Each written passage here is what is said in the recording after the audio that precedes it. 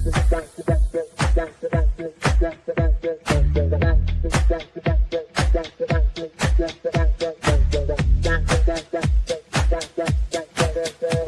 Connections Radio presents. This podcast is brought to you by LifeWave. Ready to elevate your wellness game? Meet X39 from LifeWave.com. This game-changing patch uses phototherapy to stimulate your skin, enhancing strength and stamina by channeling your body's innate energy. Simply apply it to harness infrared heat, naturally boosting your vitality. Want to learn more? Visit www.lifewave.com/VernD and step into a healthier, more active lifestyle today. Here we are. Welcome back to Breaking the Silence, Beyond the Boundaries, where bold voices rise and limits fall. I'm your host, Gail Larson, and I'm excited to welcome today's guest. He's an author and speaker, Phil Randazzo, founder of American Dream U. I jumped the gun on that one. Oh, keep going. Oh, that's okay. Through his work supporting our military and finding meaningful careers and entrepreneurial paths, he has seen firsthand the power of courageous conversations to open doors and build real connections. And he's here to share those insights with you today. Hi, Phil. How you doing? Hey, good. Sorry, Gail. I probably broke your flow. I'm just excited to be here, and sure we'll talk about it, but I think I've known you for close to 3 decades at least. I know. This is amazing. So I'm really excited to have you with me today and to connect on these topics that are so important. So before we get right into it, tell us a little bit more about what you do with veteran outreach. Yeah, thanks for asking, Gail. So it was 23 years ago, and I believe you were there at our first event in Summerlin. At the rally, we had like 3,000 people show up to a parking lot to show support. That was in March of 2023. And we've evolved since what we originally started, which was helping the wounded and their family, to helping those that are in the process of a transition. It could be from military life to civilian life. It could be after you get out of the military. It could be from a job to starting your own business. It could be from one relationship to another. And we found that some of those transitions can be filled with uncertainty. And so we try to really get at the root cause of that uncertainty and then really support them going forward with whatever adventure they want to pick, right? This is sometimes the first time in their life they get to choose their own adventure after they leave the military. Yep. I remember that. That was just such an inspiring event. And it's just something that we need. We needed it 23 years ago. We still need it now. And, I am just excited about the fact that you are still pursuing this and just reaching so many people. And as we move forward with this, there are some things that you and I both have in common. And one of those is that both of us are published authors. So what has been the inspiration for your books, and in particular, your latest book? Yeah, I barely graduated high school. I had a 1.8 GPA my senior year. Went to junior college, couldn't get into college. Went to junior college, and by the grace of God, I got into a 4-year university. And when I was approached to kind of share some of the things, this was a little over 10 years ago, I wrote my first book called Funding Your Bigger Future. And I needed help. I didn't know the difference between their, your, right? Like pretty basic grammar. And you probably saw that in helping me with my latest book. And it was such a blessing to have you support me in that. It's just kind of fun to share it, whether one person reads it or 10,000 people read it. Right? I think absolutely too many people are so afraid of just sharing because they're afraid of what other people are going to think of it. What if they don't sell anything? What if there's a failure? Who cares? Just get it out to the world. Right. Yep. I mean, and this season, that's what this is all about. Just getting people to just become comfortable in their own skin, and then realizing when they decide to take that first step and in sharing what they are really feeling inside is not going to be the end of the world. It's going to be just that courageous step that they need just moving forward as well. So, was there a moment, for example, when somebody inspired you to say, you have so much to say, you should put it in a book? I don't remember anyone ever saying that to me until recently. Mhm. Yeah. And you said something really, really important, and I don't want to pass it over, is the fact that, we need to have the courage to put whatever we want to do out there. And so why do some of us have that courage to do that and some others? Some is people have inspiring people that want to see us not have regrets 10, 15, 20, or 30 years from now for not doing something. That's right. That's right. Because, just as human beings, we are constantly evolving. And whether we know it or not, where we are right now, even though it feels comfortable, may not necessarily be our destiny. It's just taking that next step and realizing, hey, this might be where I need to be, where I need to go. So, and in thinking about that as well, it's apparent that, you have really developed your books based on difficult conversations. So when you think about people engaging with you, not necessarily willingly, why do you think people, or maybe people that you've talked to, have avoided having these conversations, either with your books or in working with veterans or your personal life? Why do you think people avoid these types of conversations? Well, you said a whole bunch of other great stuff in that as well. And what is certainty, and what is confidence, and what is courage? And for so many people, it means so many different things. And I've watched you speak, and I've watched you speak online. I've watched you speak in person, and that's your thing, right? Let's give people courage to just put it out there. And I love when you walk on stage and the confidence and all that. But when it comes to difficult conversations, I have learned with well over 2,000 conversations, probably closer to 2,500, is that we all have this secret life going on inside of our thoughts. And no one can see our thoughts. They only see our perspective and our behaviors. Right? Yep, and that's right.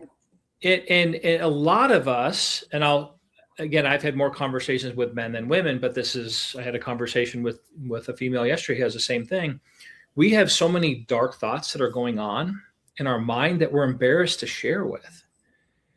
And so, right. And so, again, I write about this in my new upcoming book. And I think the working title now is The Dog No One Knew They Could Pet.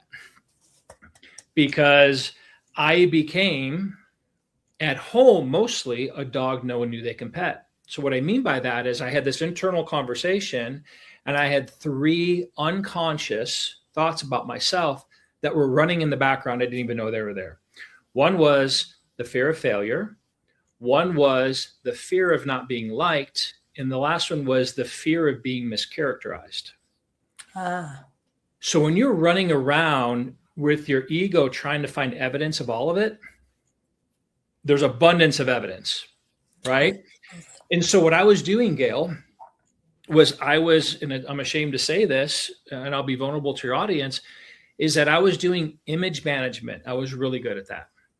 If I walked into a room, I wanted people to like me. I didn't want people to think anything other than what I projected on to be, right? The fear of being mischaracterized. And I definitely didn't want to share failures. And so image management, secret life. And then all of a sudden I go home and image management went right out the window. The true character showed up at home. So unfortunately, you've known my sweet wife forever. She had the brunt of my secret inner life that was going on. And I took her for granted. She won't admit it, but I know it's true. She would have rather either worked for me as a key employee or have been one of my clients, because she knew when I went out into the world, right, we could have a fight the whole drive to an event. And I walk into that room and I'm all like image management. I got people like, oh, we're this happy couple. That's right. Where's Who's that? that guy? Talk to me the whole ride.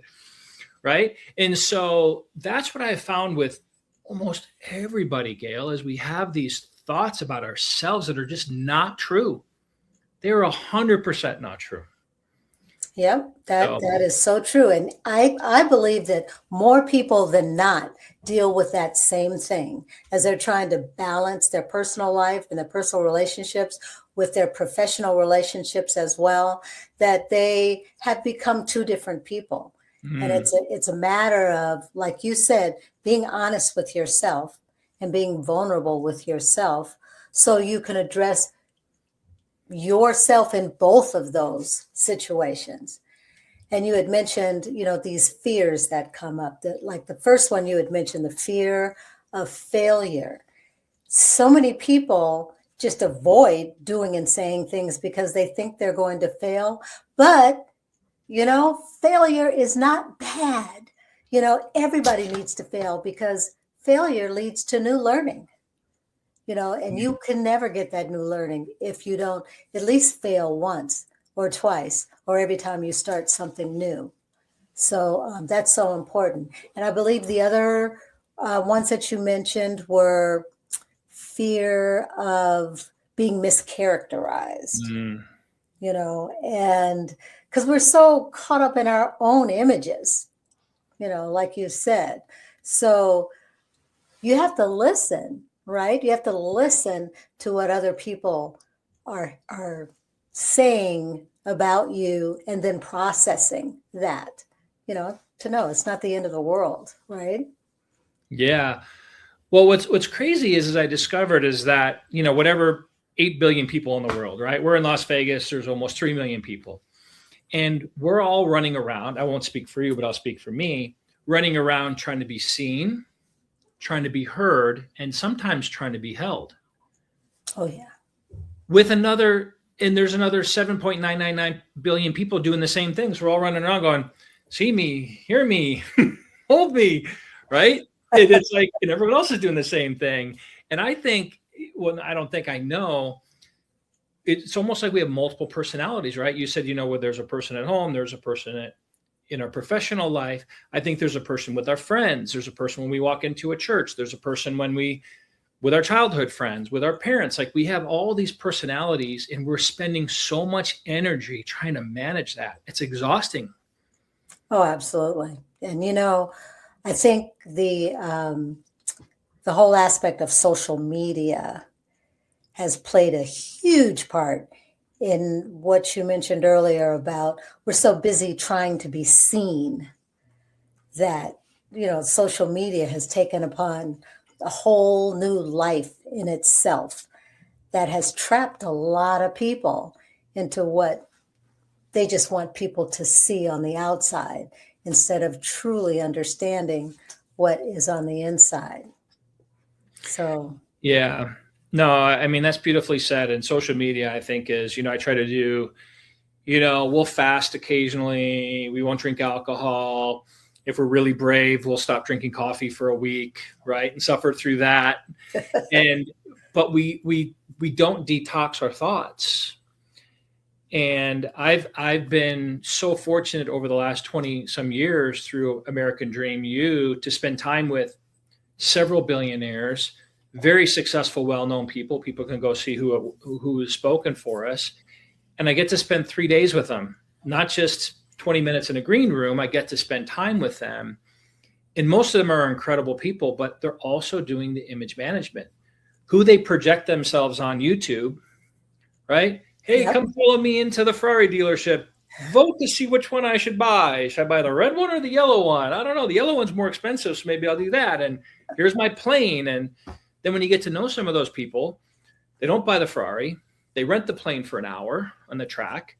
The home is not their home. It's an Airbnb or whatever. But they're trying to do image management, and then they're trying to sell something to the public that's just not authentic.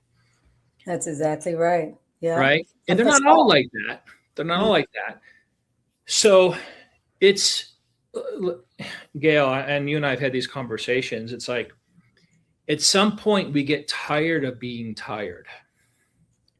where we're just like, I just want to disappear. I've had those exact thoughts. Yeah. Not kill myself. I mean, I think looking back, there might have been an occasion or two where like, hey, everyone would be way better off if I just left the planet. But we get tired of being tired. And you said something really important for your audience. I want to just remind them is we are never with our own thoughts. From the moment we wake up, we pick up a phone and we're scrolling. We're on WhatsApp. We're on social. Yep. We're always doing, or you're on email, or you're responding to text messages. And then you drive to work. And some people say, well, I listen to podcasts and I listen to books, so I'm educating myself. And then they go into the office. And if, you get God a minute, people are knocking on your door. Everyone is grabbing for your attention. And I'm like, when I work with people, the first thing I tell them, and they pay me very well to do this, I'm like, leave your phone on airplane mode, go outside, get hydrated, and go for a walk for 20 minutes without your phone. And they're like, I'm paying you to tell me to walk outside. I'm like, just try it. Yep. Because then they can do a whole bunch of things, hydrate, get sunlight, move, tell their body they're safe. And then they have to be with their own thoughts. And most people, Gail, don't want to be with their own thoughts. Yeah, that's for sure. That is absolutely right. I have to give Jeff kudos. Well, you know who Jeff is, but for my audience, Jeff is my husband, that every time he walks the dog, every time he goes out in the backyard to, take care of the tortoises and all of that, his phone is always upstairs and he's doing his chores. He's taking care of outside, all of that without a phone. And his phone's going off, it's ringing. I don't go look so I can go rescue him and say, I just let it ring. He definitely makes time for himself and often castigates me for picking up that phone. So, yeah, I have had to do the same thing. When I wake up in the morning, I have to avoid picking up the phone and doing all of that. Sometimes I'll just lay in bed under my 25-pound weighted blanket and then just let it rush over me and figure out how I'm going to attack the day. And that's so important, for our listeners out there to know you have to make time for your own thoughts.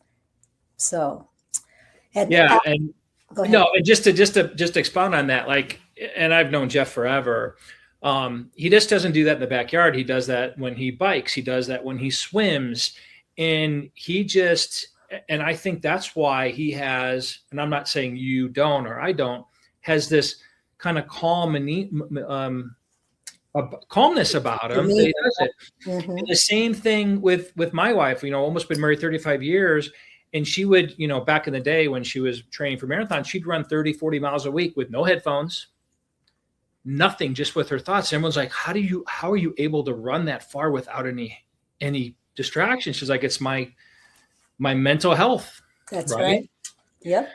So a question that I would ask the audience to do is, some people are busy for the sake of being busy. And my question is, what conversation are you avoiding by being busy? Yep. That's a great one. After I retired, it just felt like I was constantly pursuing other things for many reasons. And it might be because I was just avoiding transitioning into a new identity, maybe just being who I am instead of trying to recreate something, outside of what I've been for the last 30 years. So, yeah, that's a great question for the audience. What might you be avoiding? And going back to what you do with your workshops and so forth, you've had many workshops, particularly with the veterans and, dealing with emotional intelligence during that time. So in your experience, how can someone prepare themselves emotionally for a conversation that they know is going to be uncomfortable?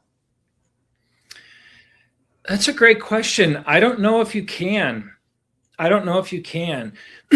I've had so many conversations, Gail, and the one thing that I've learned is that most people that I work with, I would say 8 or 9 out of 10 or 90 out of 100 would say, wow, I've never shared that with anybody.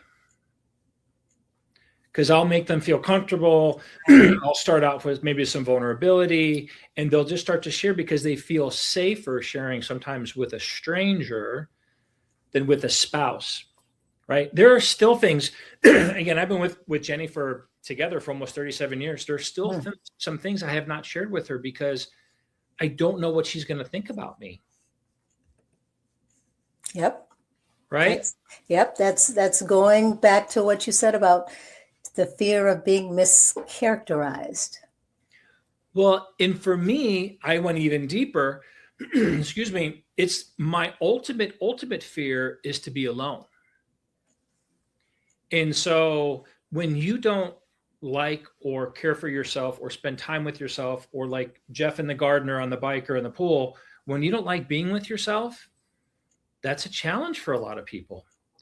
And so I almost like if something ever happened, now I will say I used to be attached to Jenny, but now I'm committed to her. And there's a big difference between being attached to someone and committed. Being attached is, what do I do? My life won't work without her. Now I'm 100% committed to her. But if she left, I'd be sad, but I'm no longer attached to her. Right. I'm committed to the relationship. And so, for people to prepare to have these conversations is, I would have them take out a sheet of paper, put a line down the middle and say, what do I have in my life that I don't want?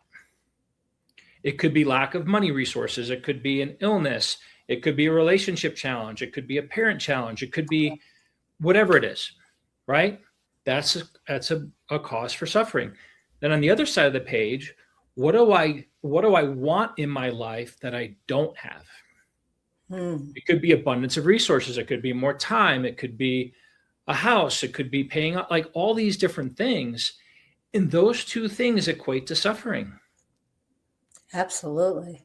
I think that's just so important for people to be able to do, to take survey of what they have, but they don't necessarily want, and what they want that they don't necessarily have, and just compare, what should be prioritized and how do we take care of that. That is huge.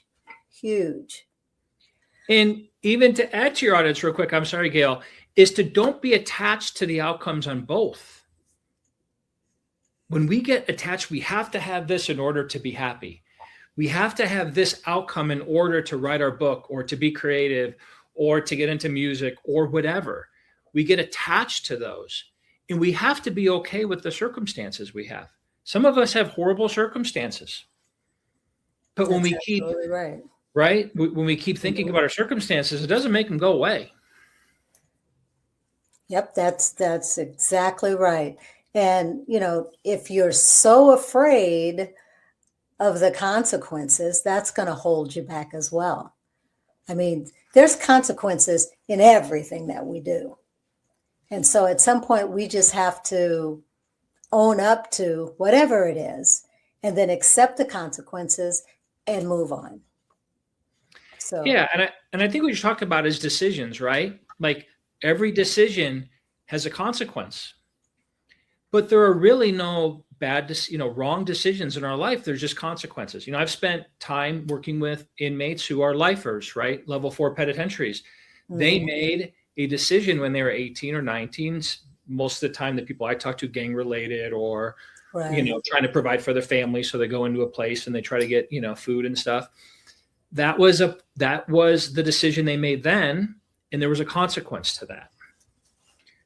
And so I think the greatest sin, if we can talk about sin, I don't know if that's a religious thing or not, but the greatest sin is living the unlived life. Looking back and going, oh,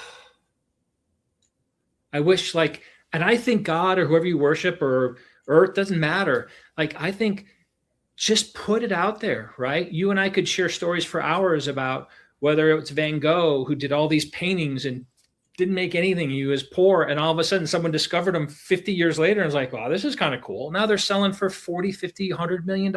Isn't that the truth? Goodness. Right? Yeah.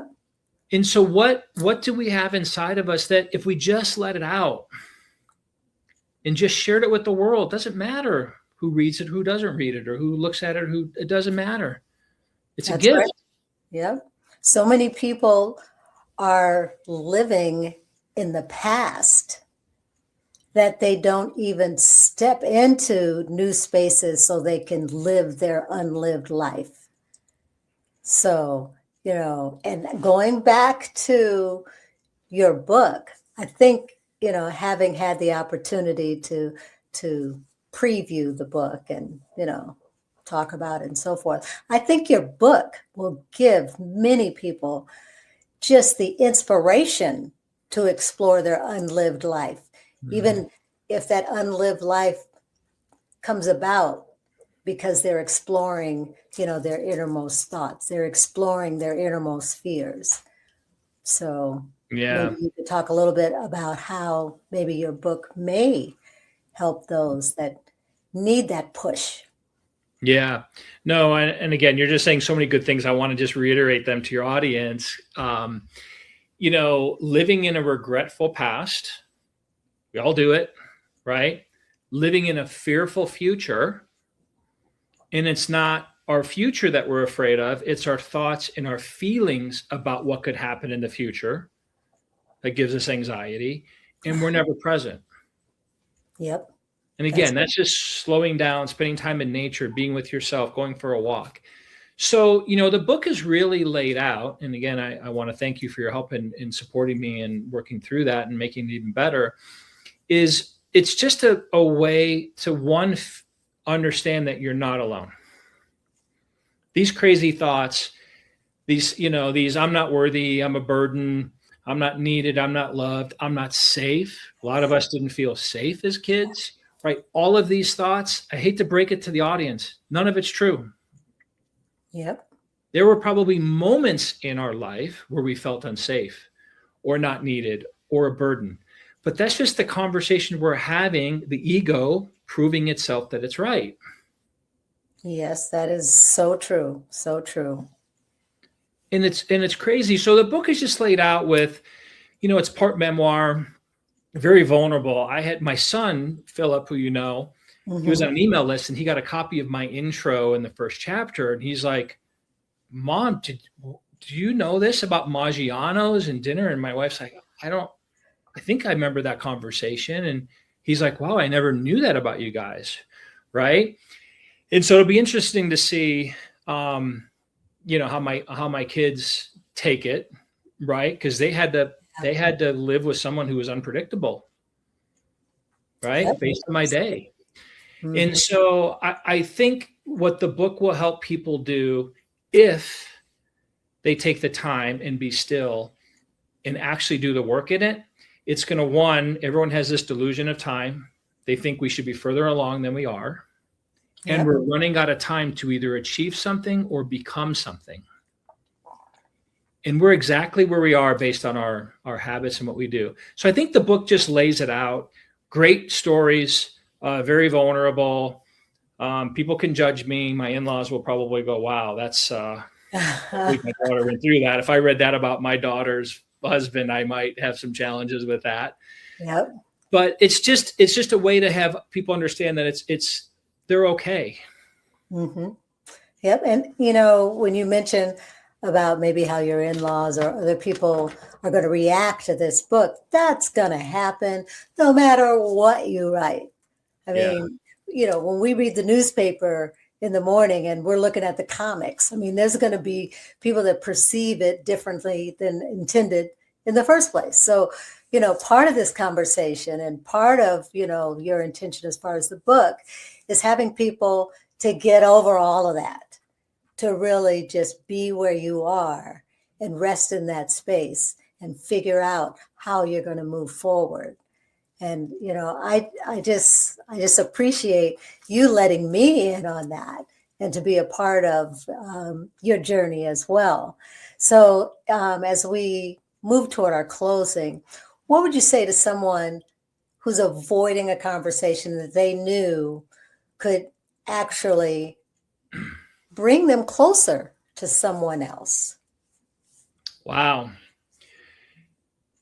I think we worry about, again, the inner conversation of how someone's going to perceive sharing something with somebody. Yeah. And I've apologized to people, Gail, and they're like, I don't even remember. What are you talking about? Like, you're still thinking about that? Like, dude, I'm way past that. Yep. Right? You had a moment. I know your heart. I know you're a good person. Like, and so we have this perception that, if we share something that might be a little vulnerable, we're very worried about what they're going to think about us. Oh, yeah. Image management. And so find somebody that you can trust. I love this song. It's called Finding Your People. It's a great song. I don't know if you've heard that song before. And you just got to find somebody that that will listen to you. How many of us have entered a conversation and you're like, I don't want to end this conversation because they're going to tell me what I should do, what I shouldn't do.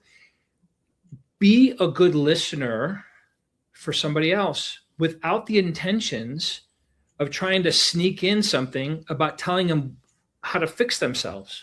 That's right.